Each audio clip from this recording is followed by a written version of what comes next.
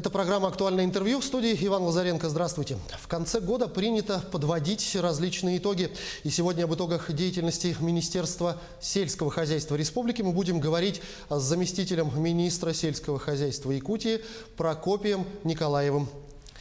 Прокопий Романович, здравствуйте. Добрый день. В начале беседы, наверное, расскажите об основных итогах года деятельности министерства. Все ли программы выполнены в полном запланированном объеме? Министерством сельского хозяйства республики, конечно, проведена определенная работа, но показатели, доведенные плановые показатели, в основном выполняются. Но вы все знаете, что год у нас выдался неординарный. Это, во-первых, пандемия, потом лето, продолжительное, засушливые дни, отсутствие осадков сказали свое дело. Поэтому по отрасли животноводства у нас показатели неплохие, сдачу молока выполняем. По растениеводству у нас снижение пошло.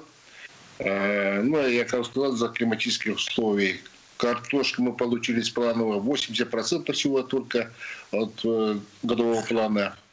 И, соответственно, вот это потянуло нас вниз. И валовая продукция сельского хозяйства у нас вышла на 29 миллионов рублей. Рассчитывали на 30 миллионов выйти. И вот такое невыполнение у нас пока есть. Но в целом, если сказать, по каким показателям мы идем хорошо по сравнению с прошлым годом, это у нас качественный показатель, это прирост получение телят очень хорошо идет, получили тукутов, молодняка очень хорошие показатели имеем. Соответственно, надежда на то, что есть у нас, что в будущем и следующий год у нас все-таки прирост поголовья по крупному рогатому скоту будет, и, соответственно, по лошадям. И принимаются конкретные меры. В этом году мы отработали по поручению главы республики. Конечно, меняем механизм финансирования отрасли. Больше мы даем полномочия муниципальным образованиям, чтобы непосредственно на местах вот эти корректировки механизма поддержки, государственной поддержки доведено, адресно было доведено до наших сельхозтоваропроизводителей. В этом плане мы работаем, и вы, наверное, знаете, что уже подписано постановление правительства о том, что все-таки мы будем увеличивать с 2021 года господдержку по закупу молока. И, соответственно, и на те категории людей, которые подпадают под личное подсобное хозяйство, вот там пойдет большая поддержка. Поэтому на 2021 год на эти мероприятия предусмотрены очень выделены дополнительные средства, больше 3 миллиардов рублей. В свое время очень серьезное внимание уделялось экспорту продукции агропромышленного комплекса республики. Расскажите, как выглядит ситуация с экспортом в этом году и какие планы поставлены на год следующий? По экспорту продукции, конечно, у нас уникальная продукция, северная продукция, которую мы выпускаемся. Как бы заинтересованность в получении данной продукции не только внутри Российской Федерации, но и внешние зарубежные страны заинтересованы. Но очень огромную, конечно, роль сыграла вот эта пандемия. Наши ценные продукты – это, конечно, пушнина. Соответственно, мы по линии по Сахабулта хотели, планы были очень хорошие. Мы уже контакты с Грецией, с итальянскими производителями уже напрямую выход уже по соболям уже сделали. Мы уже первую продукцию, опытную продукцию получили от этих стран. Прямые контакты были установлены, но из пандемии мы буквально границы закрыты. И, соответственно, по соболе у нас движение в буквальном смысле остановилось. Те аукционы, которые проводятся в Российской Федерации, 2 крупных, это город Иркутск и Санкт-Петербург, тоже переостановлены. Но сейчас ближе к осени, уже ближе к зиме, уже начал восстанавливаться вот этот рынок, соболиный рынок начинает восстанавливаться. Вы знаете, что мы завезли наши 2 очень базу больших крупных предприятий. Это Покровское звероводческое хозяйство и Неренглинский район МУП «Золотинка». Село Янгра завезли соболя, тоже с Тверской и с Татарстана, соответственно. И мы в этом направлении мы упор делаем в этом направлении, чтобы все-таки наш пушной отрасль стал на ноги. И хорошие показатели, производственные показатели по этим звероводческим хозяйствам. Поэтому базовые хозяйства у нас развиваются, и, соответственно, вот это должно распространить географию по всему, в основном, конечно, по северным арктическим районам. Так, по другим направлениям по экспорту это рыба. Мы в 2019 году экспортно уже 20 тонн рыбы, замороженной рыбы нашего арктического омуля было доставлено в Китайскую Народную Республику. Они уже попробовали и должны были на 2020 год мы должны были увеличить эти поставки. Но это опять же та же пандемия приостановила это дело. Хорошие. И по Сахабулту тоже, по Китайской Народной Республике тоже очень хорошие поставки намечены были. И, соответственно, вот эта пандемия у нас с закрытием границы все приостановилось. Поэтому на 2021 год планы те же остаются. Мы, в принципе, наши предприятия готовы работать, сотрудничать по поставке экспортной продукции. Сейчас основной упор председатель правительства нам дал задание Минсельхоза разработать проект по созданию аукционного дома на цифровой платформе. И, соответственно, мы в планах есть вот 2021 года создать все-таки аукционный дом, чтобы напрямую выйти на зарубежные поставщики, участвовать в других торговых площадках, которые проводят по всему миру. Поэтому в этом направлении, конкретно данное задание, мы в этом направлении начали работать. Но еще один очень довольно острый вопрос – это вопрос кадров. В достаточной ли мере агропромышленный сектор республики на сегодня обеспечен высококвалифицированными кадрами? Какие госпрограммы в этом направлении работают? Традиционно наше учебное заведение – это сельскохозяйственный техникум и сейчас уже переименованный АГАТУ университет, Арктический университет, нам готовит специалистов в достаточном количестве, в принципе. Проблемы есть трудоустройства этих выпускников наших.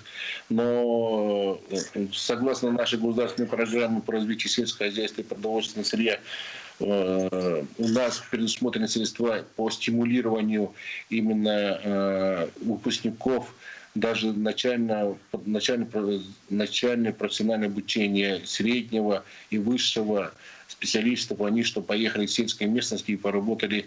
Мы выплачиваем даже тем выпускникам на 3 года, договариваем, договор подписываем, и, соответственно, на 3 года подписываем ежемесячные выплаты в зависимости от района. В центральных районах это от категории зависимости до 15 тысяч рублей. В арктической зоне, когда они выезжают и начинают там работать, мы выплачиваем до 22 тысяч рублей в месяц выпускнику дополнительно.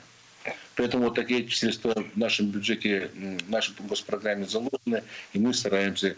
Этим сейчас на сегодняшний день мы выплачиваем на сегодняшний день 344 выпускника, которые выехали от сельской местности и работают там по агропромышленному комплексу республики. В течение года в информационном поле, в том числе и на нашем телеканале, регулярно появлялись сообщения о том, что в том или ином районе, в том или ином хозяйстве были введены в строй всевозможные постройки, объекты, там и коровники были, и перерабатывающие какие-то цеха. Расскажите, на ближайшую перспективу ожидается ли запуск или начало строительства новых объектов агропромышленного комплекса? Да, в этом году у нас политика такая была, чтобы у нас, вы знаете, даже в комплексе очень много строилось. Мы в этом году решили завершать эти все начатые наши те года объекты. И вот такая политика была. И 3 мы животноводческих комплекса в этом году ввели, которые были недостроены в те года. И сейчас, конечно, мы буквально недавно открыли животноводческий комплекс по якутскому скоту село Сельдюкар в Мининском районе. Очень хороший, такой современный по проекту животноводческий комплекс. Сейчас в Кобейском районе планируется сдача до конца года еще одного животноводческого комплекса.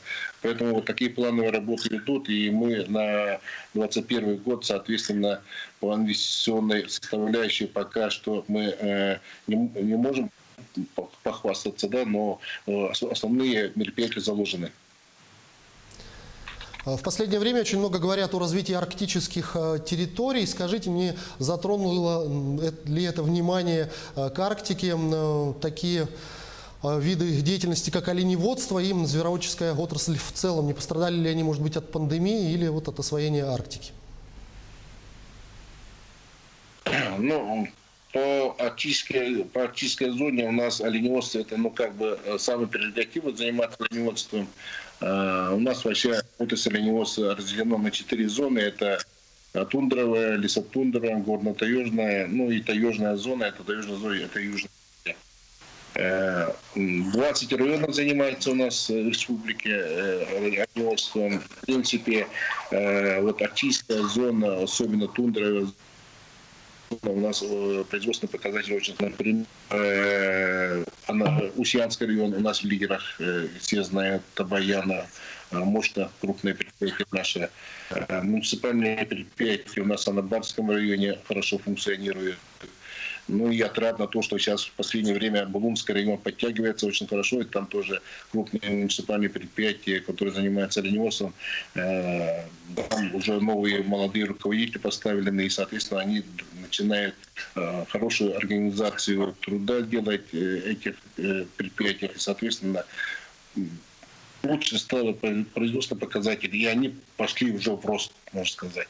И Нижнеколымский район последние, помните, наверное, обильные снегопады 2018 года, 2019 года очень, конечно, сказываются, но Нижнеколымский район сейчас уже пошел в рост уже. Там наши крупные предприятия Турварген, производственный кооператив Турварген уже начал, мы там поставили убойный цех, а он начал забивать, соответственно, оленей и получать уже как бы продукцию от производства, продукции оленеводства. И мы в последнее время Министерство сельского хозяйства по данной отрасли берем направление того, что все-таки мы на поголовье будем помогать оленеводческим хозяйствам от количества поголовья, но основной упор в будущем будет делаться на выпуск продукции данной отрасли. Значит, забой мяса, получение побочной продукции, получение камусов, его обработка, соответственно, на этом мы будем дополнительные субсидии предусматривать, чтобы стимулировать данные предприятия, чтобы они занимались именно выпуском продукции отрасли оленеводства. Глава Якутии Айсен Николаев в этом году объявил приоритетом развития сельского хозяйства и рост уровня обеспечения населения качественными сельхозтоварами. Скажите, насколько эта задача выполняется? Ну, как я уже сказал, по переработке, по закупу продукции сельского хозяйства показатели по сравнению с прошлым годом идем в рост. Это сказается и молока, по переработке молока, по убою мяса крупного рогатого скота. Как я уже сказал, по оленеводству у нас начали забойные мероприятия проводить плановые. Ну и по отрасли рыболовства у нас вылов рыбы, соответственно, переработка дошла до 50% всей вылавливаемой рыбы республики мы уже перерабатываем. Вот такие показатели очень хорошие, потому что мы уже последние 3-5 лет уже основательно положились в эти отрасли, чтобы вот это все перерабатывать наши продукции. И оно очень хорошего качества, это признают и наши сельскохозяйственные предприятия сейчас участвуют в всесоюзных выставках, и они получают золотые медали. 100 лучших товаров России даже заходят в этом направлении. В принципе, качество нашей продукции, которая выпускается, очень хорошо ценится на российском уровне.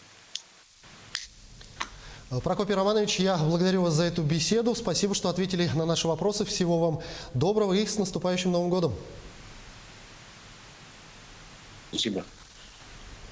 Это была программа «Актуальное интервью». Об итогах деятельности Министерства сельского хозяйства Республики мы говорили сегодня с заместителем министра сельского хозяйства Якутии Прокопием Николаевым. Берегите себя в общественных местах, обязательно носите маски и соблюдайте безопасную дистанцию, а также как можно чаще дезинфицируйте руки. До встречи в эфире.